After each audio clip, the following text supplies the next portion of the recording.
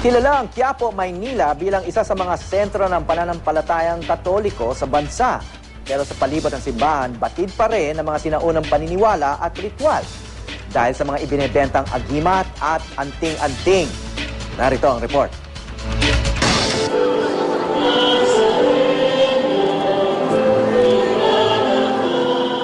Masigla ang negosyo rito sa Quiapo. Ang mga tindero nilulubos ang dagsa ng mga tao. Mga taong sinadya ang Poong Nazareno. Makabulong lamang ng panalangin. Meron po kaming 10 misa sa isang araw. Daily po yon. At punuan naman po yon.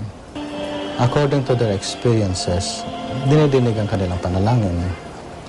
So anyone who felt himself answered or nakakaranas ng parang closeness sa kanilang hinihingian ng dasal, ay bumabalik-balik doon. That is but natural.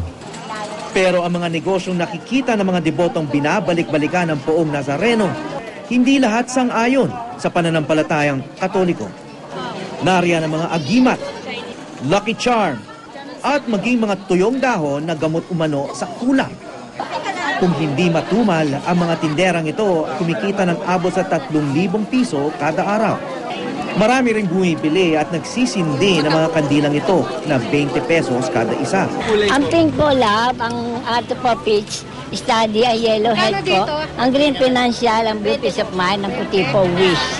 Yung black po para saan naman po? Ay, konsensya po yan, konsensya. Meron kayong kagalit, meron kayong kaaway, black po ang ginagamit.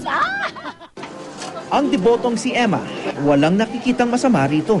Kagaya yung sa anak ko, yung gusto na niyang mag-asawa, tapos sabi niya, tinirik ko dito na sana mapag-isip-isip muna niya.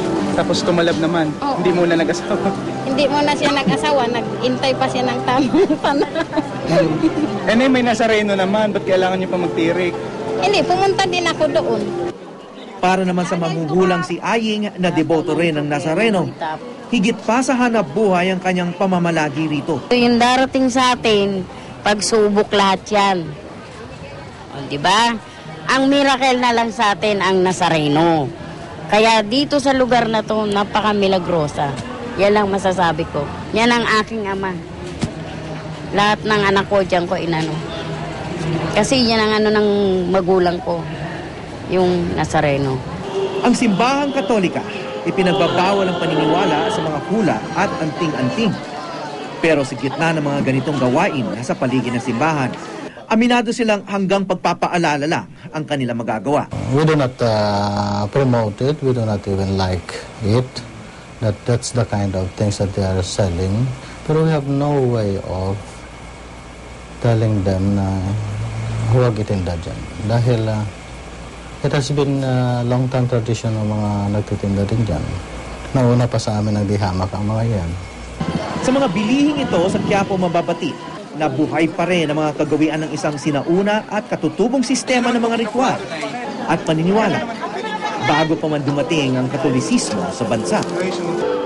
Panalangin man sa Nazareno o paniniwala sa anting-anting, iisa ang hangarin ng mga madalas sa Quiapo. Ang madinig ang kanilang mga hiling at matugunan ang mga problemang kanilang kinakaharap.